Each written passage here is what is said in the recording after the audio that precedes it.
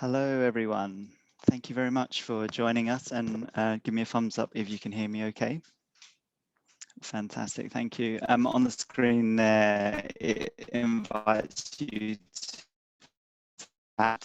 to where you are and why you're here today. So if there's anything in particular that you're hoping to get into or learn about or hear from our speakers, we'll try and cover all those bases.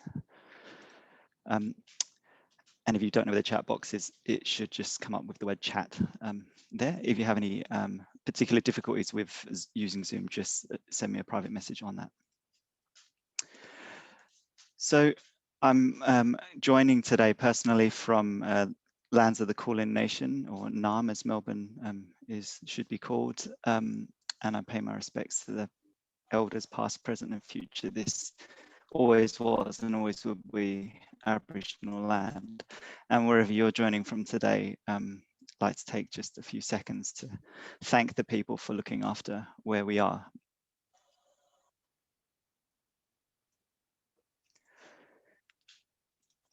So we have a pretty special lineup today. My name's Stephen, by the way. I usually do the introductions later, but it's not really about me. It's we've got three really fantastic speakers on today's panel. They're going to be sharing series of personal stories, professional stories, give you a little insight into their processes, the way they're working, what they're working on. And we're going to have a discussion about the topic area, which, if you've made it onto this Zoom call, you should probably know this is part of the Sustainable Living Festival, and we're really looking at the role of architects and actually other designers in this era that we're living in right now. And if it's okay, if you're not speaking, if you could mute your microphone, you might need to unmute it later, but not right yet. Thank you. The speakers that we have with us today are joining from all over Australia. Actually, we have Talina, who I believe is in Melbourne, Sarah, I think you might be in Canberra, and Becky, who's in Brisbane. So one of the benefits of having an online session. I'm going to get straight into it and allow each speaker to tell you a little bit about themselves. Their introduction really covers, we asked them to think about a few things. One is, where are they? What work are they doing? Some of the secrets behind the process of the work they're doing. Give you a little insight as to why we've chosen these speakers and why they're actually pretty special. And a little bit of a light-hearted look at some of the things that they're dealing with at the moment. We're going to start with Sarah, Sarah Lebner. If you haven't heard of Sarah, you probably should have. She was recently awarded the National Prize by Australian Institute of Architects as the Emerging Architect. She's principal architect at Lighthouse Architecture. She actually is the author of a book, which I hope she might mention to you. It's called 101 Things I Didn't Learn in Architecture School. And of course, wish that she'd known before her first job. So I'm going to hand over to you, Sarah, so feel free to unmute your mic and go from there. Thank you. Thanks very much, Stephen, and thanks everyone for joining us. I'm looking forward to the discussion. Now, will you launch into the little slides we had now, Stephen? Is that the plan? And I'll talk to those. Here we go. So I'm a country girl at heart. I grew up in the Upper Murray on a property, or otherwise known as Ngarigo country. And this little baby on site with me, he's now 2.5 years old, and I'm currently 33 weeks pregnant with the next. So all of that's about to start again. And as Stephen mentioned, I'm the principal architect, but not the owner at Lighthouse Architecture and Science. So we can pop to that next slide now. Lighthouse Architecture and Science is a multidisciplinary firm. So there's our team. Jenny Edwards is the owner. You might have seen her on some of the other events during this festival. So she's a building scientist. And we have about 1/3 of the team sort of in the science or admin realm, and then 2/3 are in the architecture and design side. I'll talk a little bit more about how we integrate.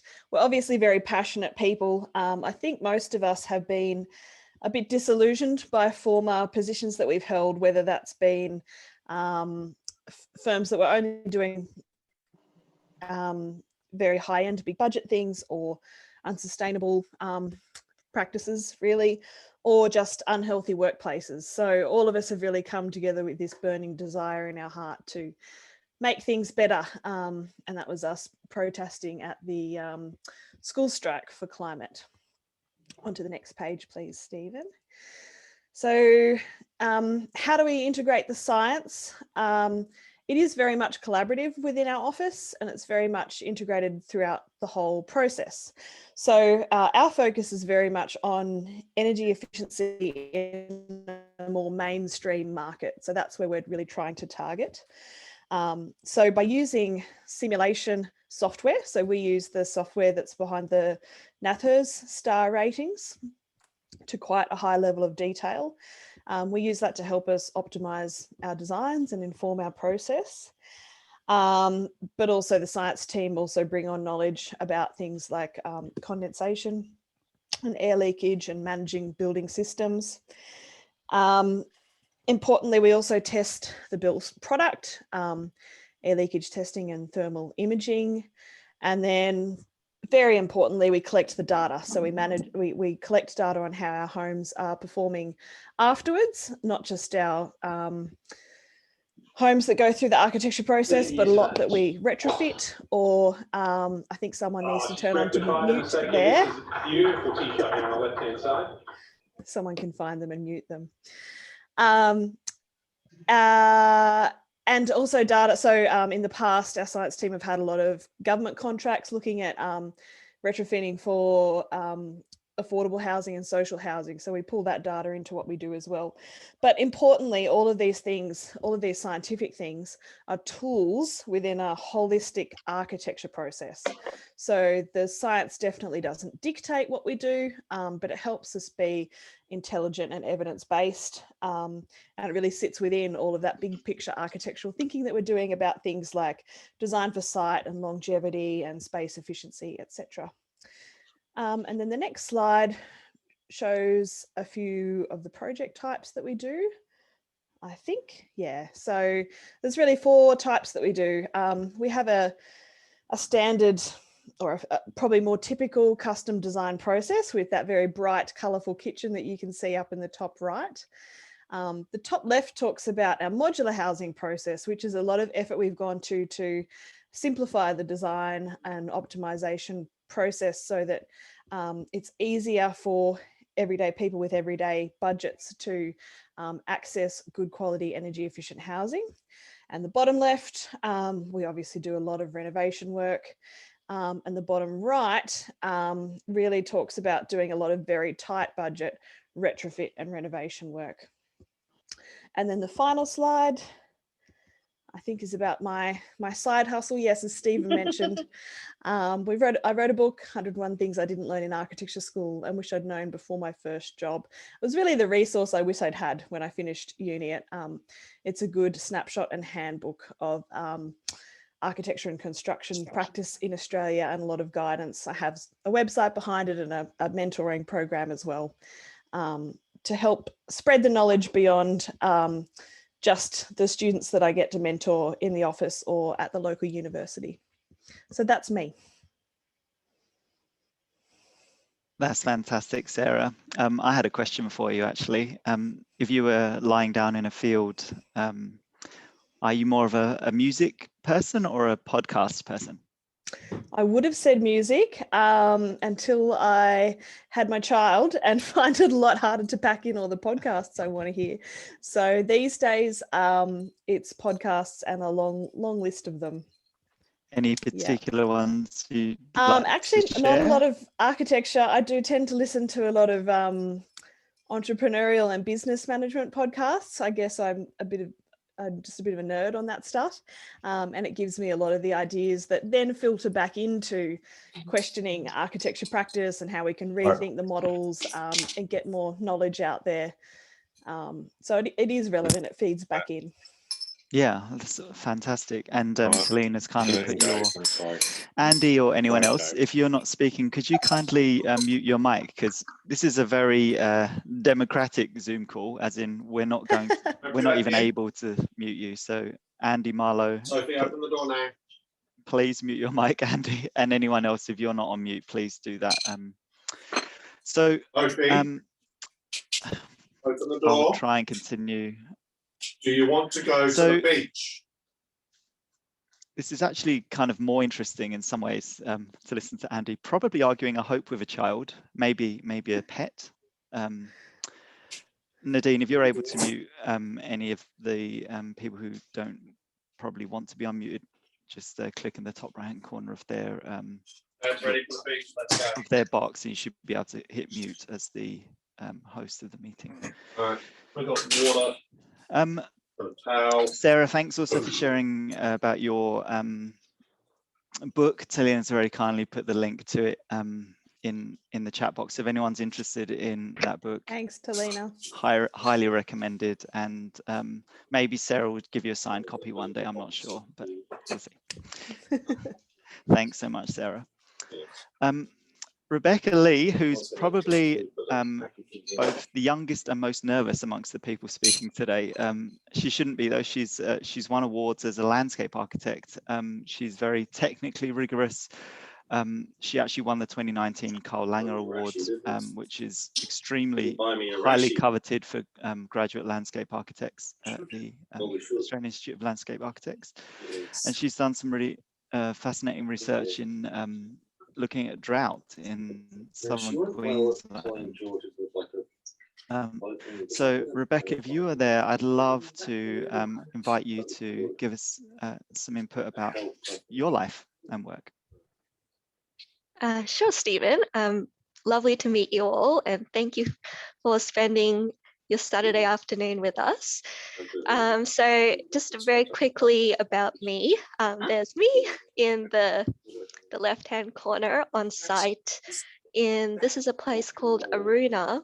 They're doing, they're a cattle farm combined with a natural conservation organization. So this was us doing a bushfire resilience assessment on their property. My life, big part of my life is my dog, which is what you're seeing on the middle picture. And I'm also these days really into hip hop dancing and ice skating. So I'm trying to keep active these days, do something other than landscape after spending 5 really intense years at university. If you go to the next slide.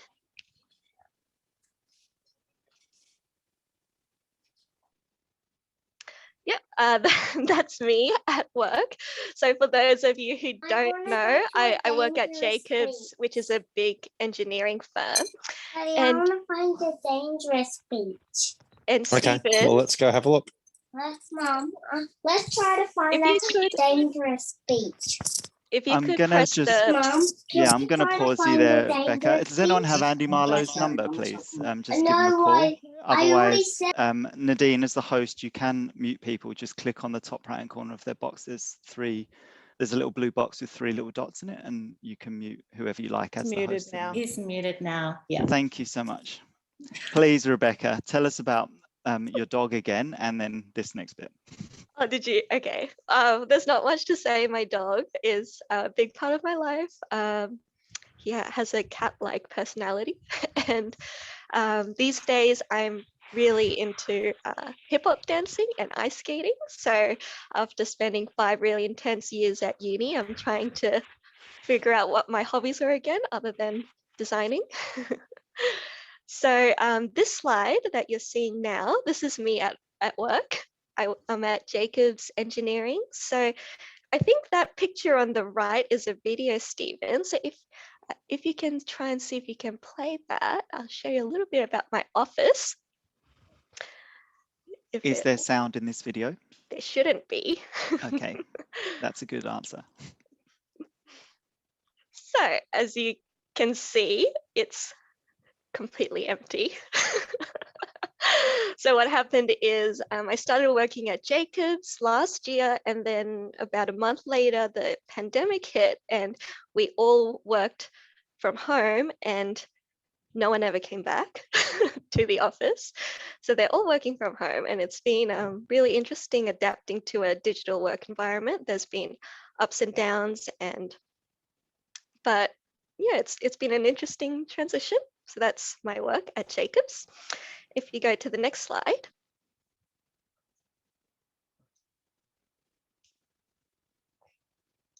So this is some of the work that I did for drought and some of my working process.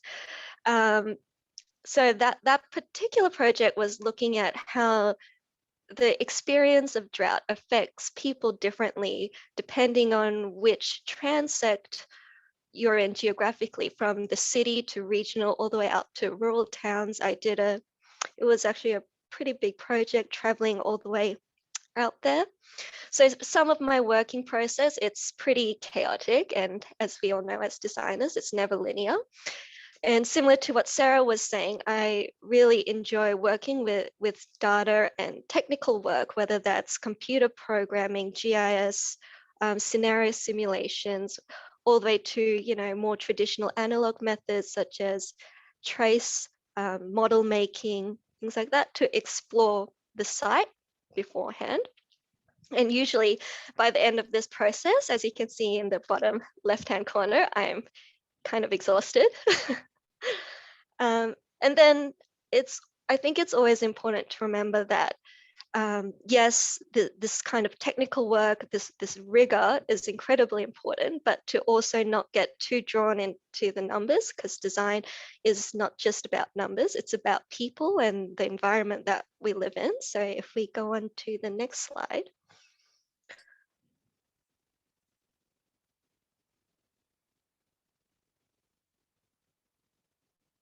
So this is I guess the second half of my working process, which is always to go out on site. It's to look at what are the conditions of the ground, what are the narratives that the people on the land that is experiencing, because not everything can be captured in numbers, although I'm sure policy wants to, but that's not how it is. And I think it's really important to acknowledge that qualitative information, people's experiences, the site itself is equally as important as those numbers. So this is, I think, part of that drought trip. I went out into Roma, so that's in central Queensland, looking at how drought was affecting, this one was a private cattle property out there, and what were the really complex relationships, because Roma is also quite famous for their coal seam gas operations and how that influences sociocultural dynamics out there. It was quite an interesting project. So that was what you're seeing over here. If you go to the next slide. So now outside of work, I also tutor at the Queensland University of Technology. So for me, this is really, really important part of my life. I guess it's looking at, the next, I guess, generation of designers, and I want to teach my students to be bold and curious and to challenge how things are done. And I think that is actually what's really, really needed if we're going to make a long-term impact to how we as designers work and think. It's to I guess, encourage the next generation to not be happy with how things are and not to, be someone's cat monkey. So that's what I do outside of work. And that's a little bit about me. Thanks, Becky. I have a really important question. Assuming you like ice cream, are you Yes. more sort of a cup or a cone person? Definitely a cup. The ice cream tends to fall out if I'm eating off a cone. Fascinating. Thank you very much. Thank you. Have a nice weekend. Nadine, I'm going to get you to please mute everyone who's speaking that shouldn't be. Fabulous. Thanks so much, Becky. Yeah, I'm ready. Yeah, thank you. So I'm going to introduce now the lovely Talina Edwards. She's someone who I met, well, actually quite a long time ago, very experienced, passionate architect. She's got a history and backlog of really beautiful projects, high quality projects that are also very environmentally focused. Similarly, incorporating building science and a very sort of broad, holistic look at what buildings can be. So Talina, please take the stage. Thank you, Stephen, and thanks so much to Sarah and Becky for sharing your story so far. Looking forward to the discussion. I wanted to just start with this personal, where I'm coming from, where I grew up on the outskirts of Melbourne in the Eltham region, you know, bushy, arty. That's a picture on the left there of my dad, owner building our house to Passive Solar Designs. So that was, I suppose, you know, living on a building site as a child really influenced my direction in life. And then about, I think 8 years ago now, we moved from Melbourne to Ballarat, Wadawurrung country. We had small children, and by moving to regional Victoria, it's an hour and a half inland, for those who aren't familiar with it, all of a sudden I started my own practice. And the part of that was going to this Big Hearted Business unconference and really learning how you could, you know, not just be an architect, but how you could run a business that was completely sustainable in terms of financial, all the sustainabilities in terms of people, planet, and purpose and profit as well. So yeah, that's how the journey began. So moving on, I suppose it's about 5 years we've been in almost full-time practice. It feels like it still feels very new. So this was a photo of my there was 3 of us, and last year we actually added 2 extra team members. I just don't have photos of them yet. So yeah, we've got 2 certified passive house designers, 2 graduate architects, and 2 building designers. And we've got a fabulous little passionate team and a lovely office that's filled with plants. And we were really lucky, I suppose really fortunate that by following this passion, we've actually started to see some recognition for our work, and that's given us a voice and confidence to sort of speak up about what's important, and it appears people are starting to feel aligned with that too, which is really lovely.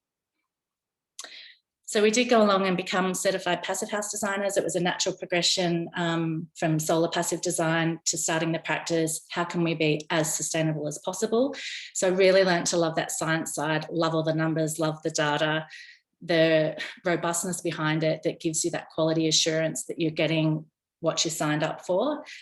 Not many of the other certification platforms can do it in the same way, or we just didn't feel confident in what we were delivering to the consumer in terms of the outcome of their buildings. So we love that that the robustness of that standard really you know, does deliver healthy, comfortable and energy efficient homes. But we also have learned along the way, as Stephen sort of mentioned, that that's really only just the start of the sustainability journey. We do need to keep moving well beyond that, way more holistically in terms of social, water, biodiversity, you know, looking way bigger, especially biophilic design as well for us, because it's about that connection to country. So that little diagram on the bottom right there is sort of that elemental design philosophy, where it really is looking at the head and the heart, that intellectual side, but also that really intuitive, creative side, and how do we sort of combine them together to deliver our projects. And this is our first certified passive house project. And it was, the journey for this one started about 2016, I think. So it's 5 years ago, and we all know how long an architectural project can take from inception to when it's completed, and then when it's photographed and then published. So it's received a lot of attention in the last year because it was one of the first handful, I think it was within the 20th in the entire country to reach that certified passive house status. And some of the first attempts, they're amazing. There's been so many different examples of what a certified passive house can be, but a lot of them were simpler, smaller boxes. And in our case, we'd already designed the architectural form and gone through the complete sketch design process before we decided to see if it could be a certified passive house. And of course, we didn't know if it could be until it was built and it had its blower door test, but that meant that there was no compromise on the architectural design and intent along the way. And so that's one of the reasons it's got that sort of recognition, because we feel that if we can do it, anyone can do it. All architects can build in this way. So a little picture there just with the blower door test, and also the filters, because one of the main factors is this healthy indoor air quality. And our clients have now been living in the home for over a year, maybe, no, 18 months or so now. So we're getting really great post-occupancy data and feedback about how comfortable and healthy it is and how it performs throughout snow, 40 degrees, whatever, it still stays nice and comfortable inside. And yeah, beyond just that project, I'm doing an awful lot in sort of the advocacy space, I call it. So I feel a big part of this journey and how we're going to survive as a species. I often say it's not about, the planet doesn't need saving. The planet will do just fine if humanity is no longer here. But if we want humanity to survive, we do have to have this care and compassion, the caring for country, going beyond being passionate to being compassionate as well. And a lot of this really just comes down to our relationships with each other. And I think we all learnt a lot about that last year, that we're all in this together with the pandemic, and health as well. One of the most important, those are the most important things we've got. So our relationship with each other and the planet.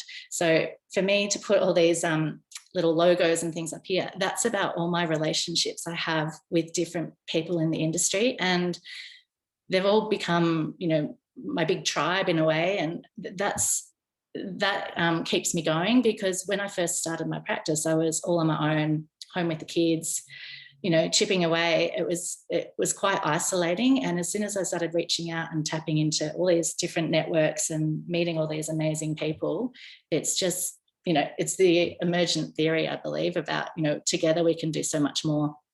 So I'm very involved with the Australian Architects Declare movement, one of the steering committee co-organisers and leaders there, and there's the free guide you can get, the guide to going carbon neutral, and we've got so much more in the pipeline that we want to share with everyone. So yeah, watch that space if you're not already, and I'll put some links in the chat. And I'm also on the board of the Australian Passive House Association. We made a free book last year, so I was very involved with pulling together all those amazing case studies to help inspire everyone around the country what's possible. So I'll give you a link for that as well. But yeah, to be involved and speak up and have all those conversations and connections has been amazing. So I'm looking forward to 2021. Thanks so much, Talina. And yeah, if you're an architect or even one of the other professions that hasn't already signed up to your professional declare movement, then please do that. And that's a reminder for everyone who if you haven't heard about it, I think Talina will put something in the chat for you so you can find out about that later. But it's an important network of people with a very important role to play. I have one question for you, Talina. If you're a few days on your own, would you rather be in the ocean at the coast or up a mountain? Oh, if the mountain's got trees, I think I need to be near the trees. Yeah, there's not enough trees at the beach. Fair enough. There is not enough trees at the beach. I think that should be your tagline from this point onwards. And thank you for sending those things in the link. So there are three wonderful panelists who've given us a huge amount of information and insight already into what they're doing, how they work. And I've learned quite a lot already just by listening to them. I'd just like to address some of the questions that have been asked, that we've been asked to look at and raise and discuss as a panel. And if any of you who are listening in, feel free to comment, ask questions in the chat box, and I'll keep an eye on that as we go. The big first question, I think, is asking, what's our current situation? And based on that current situation, what sort of level of response do we need? Is this idea of a climate emergency actually, is the word emergency correct even? Or are we actually not really in such a bad situation? I might open the floor to Sarah. Be keen to get your thoughts on this question. Such a big question, isn't it? And I sort of scribbled on a piece of paper a whole lot of ideas. One of the things that boiled down to, which I think overlaps with the pandemic and what's happening really interestingly, is that we need to come back to remembering to value our professionals. That there's a very, very small percentage of houses in Australia have architects involved, and I'm sure it wouldn't even be that much more that we'd have skilled or qualified, depending on what state you're in, building designers involved, which is a little bit insane when we think about the investment that we're putting in and how important they are to this problem that we're facing.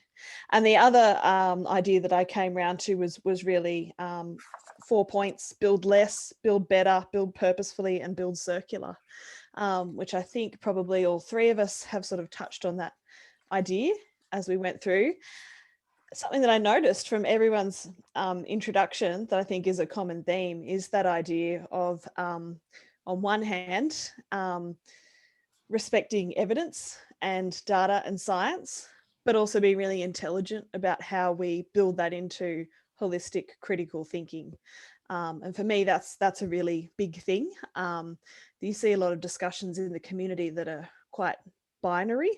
That there's this be all and end all system that can help you achieve the intelligent outcome on your block. But as architects and landscape architects, we know that what we are really trained in is applying the big picture to solve an incredibly complex problem. And yes, one of those scientific things might be a tool, but it's got to be big picture. A classic one that I won't answer is the roof color debate. We see so much debate about the roof color, and at any time someone asks what color their roof should be, a big Facebook conversation ensues. But it's actually a very complex issue that I'm happy to discuss with anyone over a cup of coffee one day. But yeah, let's for the answer for me would be to come back to respecting professionals and design professionals and using evidence and science in a critical, holistic way. That's fantastic. And if we have time, let's talk about roof color later. Let's not.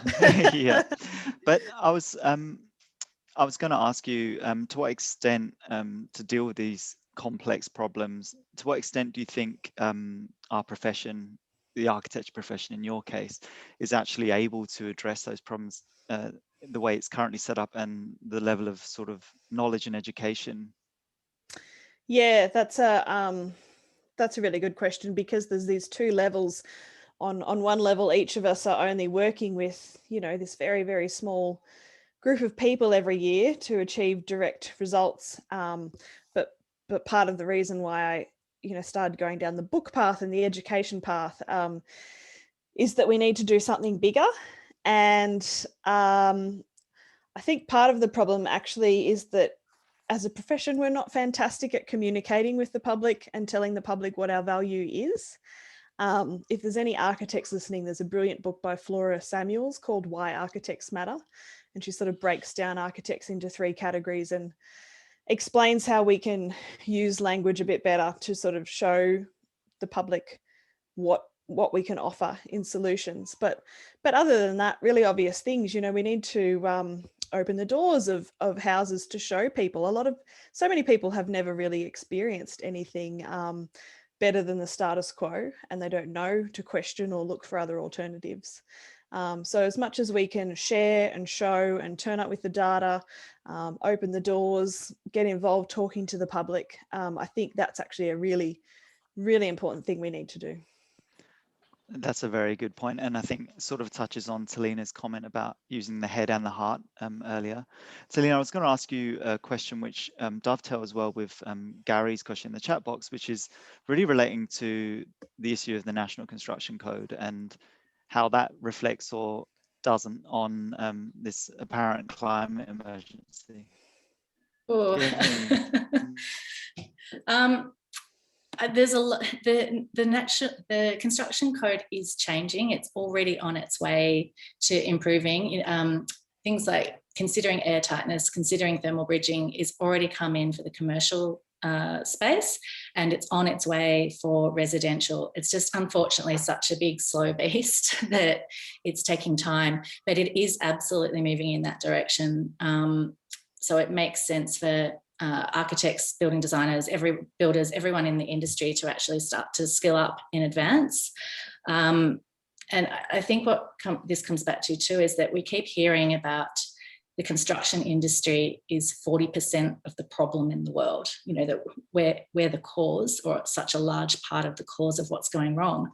But this also means we're 40% of the solution to actually making a difference and making a change. So if we're focusing more on what all those solutions are, we already know how to build better. There's to go to 7.5 stars or higher for residential, to look at certified passive house, to look at living building challenge. There's so many tools out there, they already exist. All we have to do is, you know, as Sarah's saying, educate more people about the fact that they do exist and share our knowledge, which so many people are keen to do very generously, share those resources.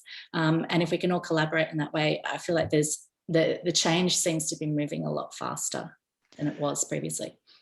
Interesting that you both touched upon the potential tension between sort of bringing the bottom up through the National Construction Code and actually hoping that the market just demands better. Would you say that the Construction Code at the moment lays out a, you know, very clear, consistent pathway between where we need to be, and is that pathway steep enough, in your opinion? No, I don't believe it does yet. We often talk about a code building being the least legal standard the least quality construction you can legally build. I'm tripping over my words, but that's the bare minimum of what you can do. It's not the highest benchmark. And so you see a lot of people who are buying a 6-star home and they're jumping up and down. They're so proud of the fact, but they have no clue that that's not actually very good. It's just that bare minimum. And so that's why there's a big shift that needs to happen in the market. In that way, people do need to learn to expect more from their homes. They deserve better, especially in terms of health and comfort as well. It's all related. But I think it has to work from both ends. If the building code can step up, then we'll see change faster. But in the meantime, to have these examples and case studies and inspiration to look towards, the market's definitely being inspired by that and asking for more. Something you picked up on, and something that Sarah's practice seems to do quite a lot of, which is post-occupancy evaluation of different sorts, and really looking at crunching the numbers as well as understanding what's really happening in reality. You mentioned star ratings and so on, Talina, and from my understanding, the majority of them exist essentially as a design exercise rather than in an as-built or even an as-occupied. Is that something that you would change, or is that too complicated? I'd love to see that. I know the building surveyors have got a lot of work on their hands already at the moment, but if there was someone's role to actually check the as-built performance as part of the building permit, that would make a big difference, because you're right, with the star rating, it's a piece of paper, and a practice like Sarah's, absolutely, they go in, they check, they make sure what's going on, as you know, most architectural practices would do. But unfortunately, a lot of homes, there's no one checking if the insulation is installed as it said on that piece of paper. No one knows, and no one's checking, no one's signing off on it. So there is a big performance gap that does need to be dealt with there. It's quite common in Canberra to see houses that were built after the 6-star legislation came in on the market again a few years later, and they have to get re-rated, and they're selling as 4 stars. Because Canberra is only one of the only places that has, you have to disclose that at point of sale, right? Yeah, the rest of Australia doesn't have that yet either. That's a fantastic point. So I wanted to bring Becky into the conversation, as much as she probably doesn't want that. As an emerging practitioner and someone who's been in the university system reasonably recently, getting to the heart of this question, you know, when you were studying, Becky, to what extent was, you know, the climate emergency really discussed, and were you given the tools to actually address it as a landscape architect, or was that an elective that you might have been able to do? It's actually really interesting that you say that, because at university, what I particularly found challenging was they give you the theoretical backgrounds to it, but not necessarily the technical skills to really help address it and make an impact in industry. So a lot of that you learn really because you're curious and you're passionate about it. That's the basics. Like even a lot of the technical programs we use, looking at the Esri platform, the smart city data, which is starting to get really big post-COVID, that kind of workflow, I had to spend an enormous amount of extra time investing in it and looking at it, so we could convince people, like, it's not just the numbers, it's the design, the urban form, and how we can make cities not just sustainable but resilient. And talking to the question on the screen, like, what's the current reality? I thought Talina made a really good point about, and it's kind of how I feel about, you know, the planet doesn't need saving, and we're not protectors of the earth, you know. Technically, I just wonder how many of us would really care about being sustainable and the environment if it didn't have an impact on us as a species. And I imagine the answer to that would be quite low. And I think now why this is starting to become such a pressing issue is because it might not affect this generation and maybe not even the next 20 years as much, but, you know, we all have families, and as it impacts the next generations further on from us, they're the ones who are going to have to live in a reality that's very different from our own. And I think a lot of our planet and people in society is starting to feel that. And also we're starting to feel, even COVID, it was like a really good, I guess, a bit of a stress test for what we're missing as a society, and linking back to our sustainability and resilience of our cities.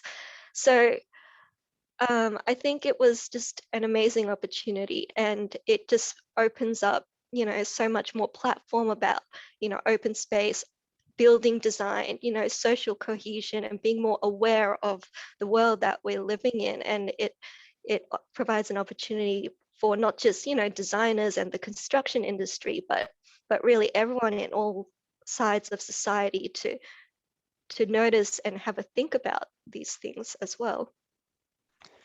And sticking with that and sort of segueing into our next question, you showed in a video of your office post-COVID, and you mentioned post-COVID situation in what you just said. How has this pandemic actually affected, if at all, the way that you're working beyond the office being empty? And has any of that experience actually been a net contributor or completely unrelated to dealing with this climate emergency? Well, for the office, the transition to a big online, I guess, working style, the good thing has been that the geographical barriers has been blurred. So before this, I would work a lot of projects in Brisbane, fairly local, but since we're all online now, it's opened up to me like working collaboratively in projects in Europe and America and India and New Zealand. So it's just opened up this huge range and opened up a more of a global perspective, how different countries approach design and what their position is on climate. So that's been great. The not so great bit is it's always incredibly difficult to design for a place you've never been in. And at the end of the day, I still believe getting people together in a room is always the best way to design. Walking the city that you're designing for is such a crucial part of the design process. So that has been limiting. So there's been good and bad. For the climate emergency and long-term sustainability component, I do find that a lot of the work I've done is with government. And since there's the lockdowns and all this in part of COVID, there's been a big shift towards looking at what is this urban environment that we need to create for the future. That there's a lot of interest looking at, different components, I guess. So open space, access, how we design to have better air quality, heat reduction, and also how we move people. I think one of the research for COVID was it's not just about the density of the city that helped to spread COVID, but how people moved, so advocating for that active transport option, which obviously isn't just great for us and our health, but also for our city and the environment. It's been a really, I feel like we're on the cusp of a paradigm shift, actually, which is incredibly exciting. Yeah. Well, that's a good segue into, I'm going to be a bit more me now because we have little time. So what we're going to do is have slightly shorter, snappier answers, and I'll be quite direct with you. But what I would like to invite everyone to do, seeing as we've been on this call for 50 minutes, is actually to take 60 seconds of not looking at your screen. You could turn your camera off if you like, but just choose somewhere in the distance that you can see, and I'll let you know when that 60 seconds is up.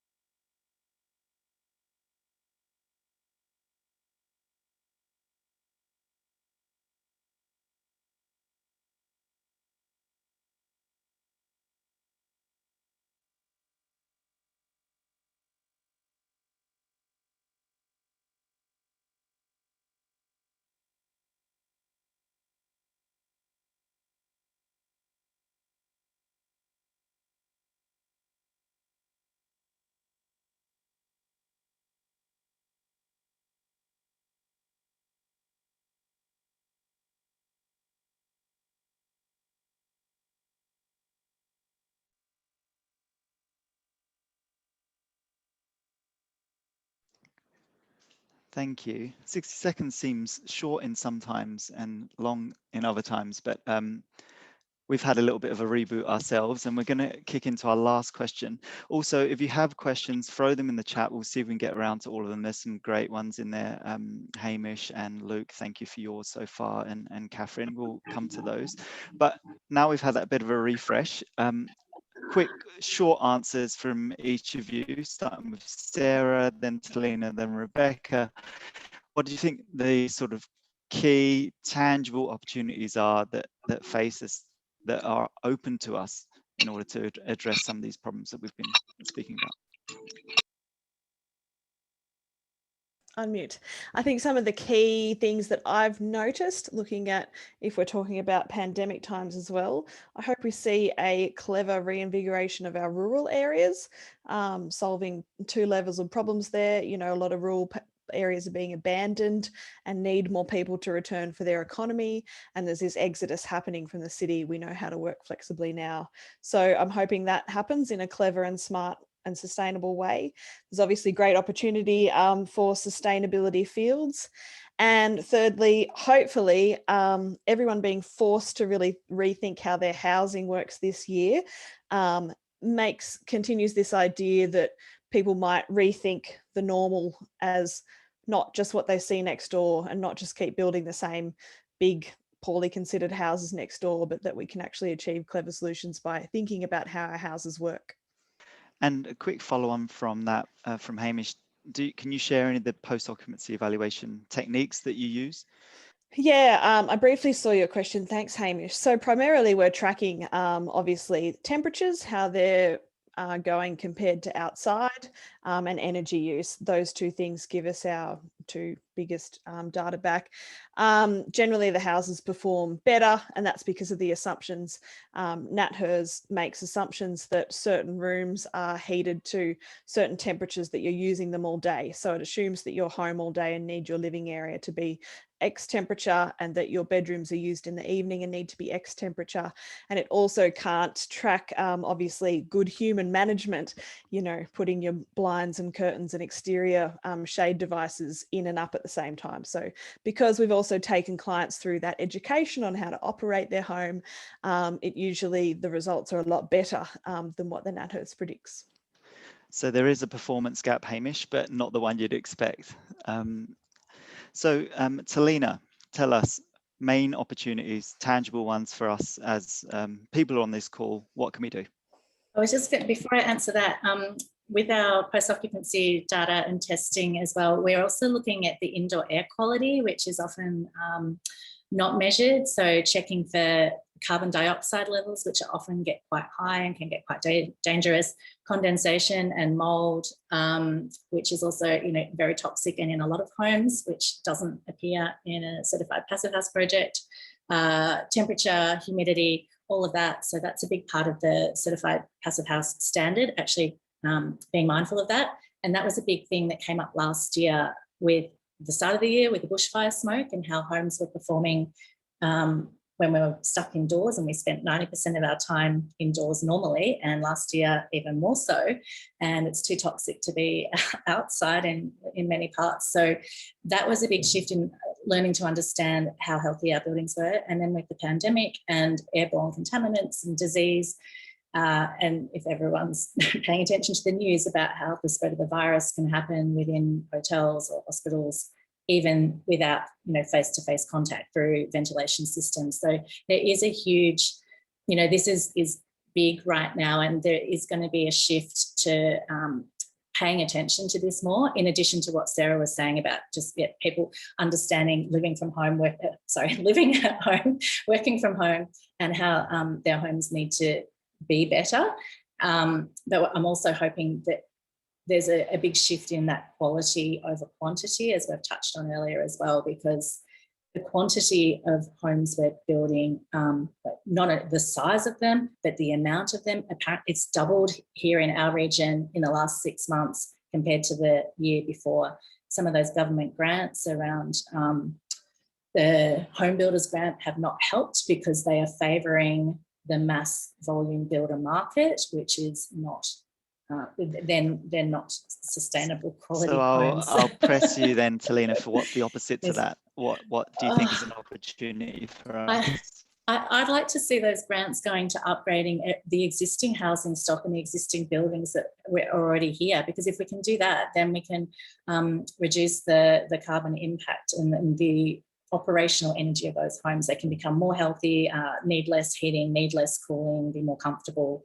And we can't just all go out and build brand new certified Passivhaus homes. That's not going to happen in the next 10 years, and we do need to act now. So if we could be putting money into those retrofits and those upgrades, that would be a big part of the solution. And there's people screaming out for help with that sort of thing, and there's not enough builders or who are stepping up to be involved in that sort of work. So there's lots of economic opportunities in that way. I think, moving forward. Yeah, so addressing the existing building stock, and I think that might actually dovetail a bit of one of Luke's questions, which was, should architectural awards really require actual monitored performance as opposed, as a prerequisite? And I think part of actually having more awards for retrofitting would probably be a valuable way to make people understand. Yeah, can I just say, I pushed big, I pushed hard on that last year. I was able to write some new sustainability criteria for the Archi Team Awards, thankfully, and that was implemented. Every single entrant had to put that in, and the AIA, the Architecture Institute, paid attention, and we were able to, I worked with Jeremy McLeod on then putting that same sustainability criteria into the AIA, but unfortunately the first year it's only going to be recognised in the sustainability category.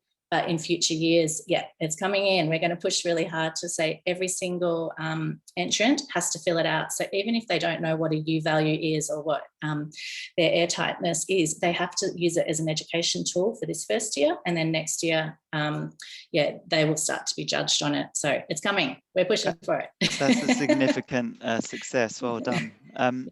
Becky, any particular personal or professional opportunities you think exist? I'm going to be getting you to answer very quickly. Yes. So, yeah, similar to what Talina and Sarah touched on, if we're reviewing how things are constructed and built, that's a huge opportunity for urban renewal and redevelopment in ways that are more sustainable and going into a, hopefully one day, a circular economy. And governments and nations are putting a good deal of budgeting in that. A good example is the European Green Deal, where they're putting in, billions of dollars into becoming climate neutral by 2050.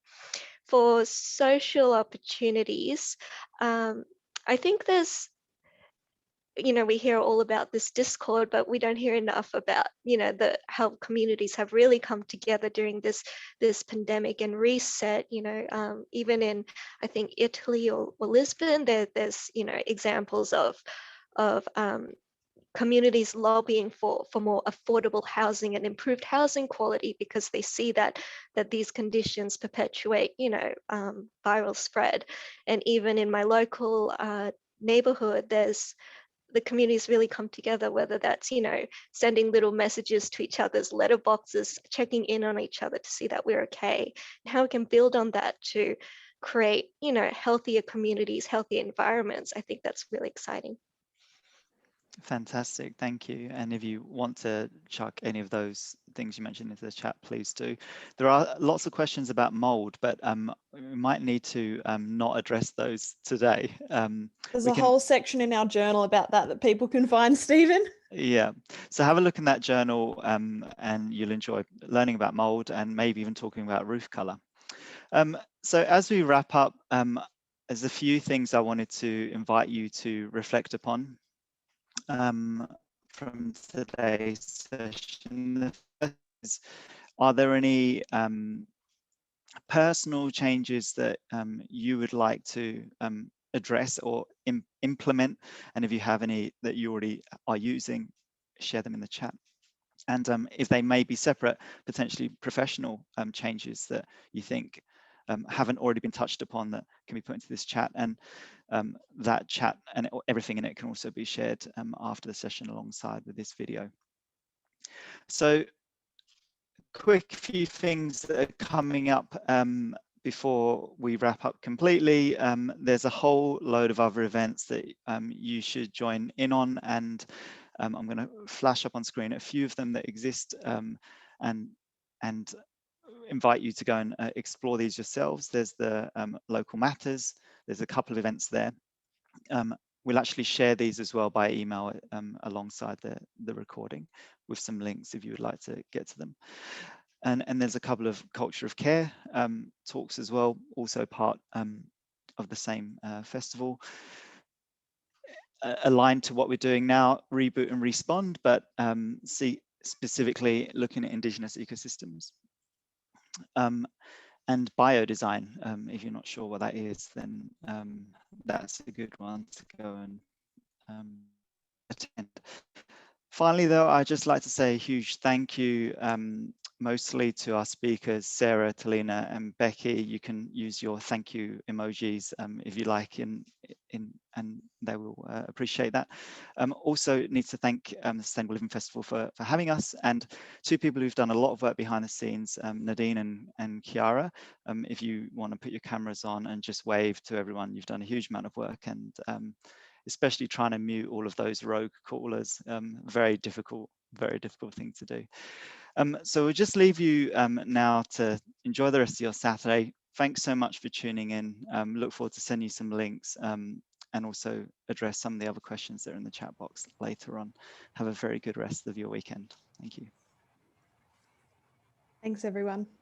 Thanks, Stephen, and thanks, Becky, Sarah, and Talina. It's been fantastic.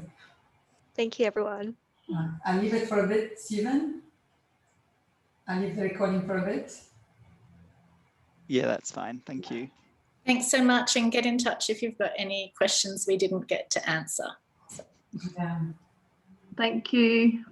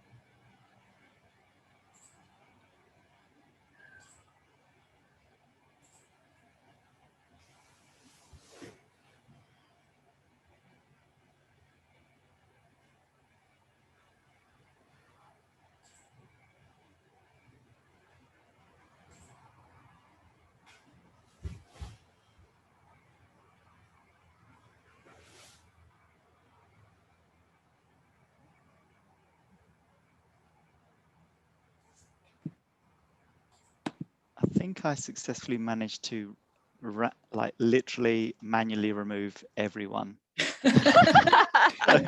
Thanks for making me the host there, Nadine. That was Oh my God, well done. it's a nightmare, but well done to you all. That was really great. And God, Yeah. that was very difficult first 20 minutes of Oh, people. You handled it really well, Stephen. You did. I was trying to text Andy to say, turn your Zoom off, but I tried to call him. oh, I should have, yeah. I was looking for his number on my phone, but yeah, I think that was a really great engagement from people.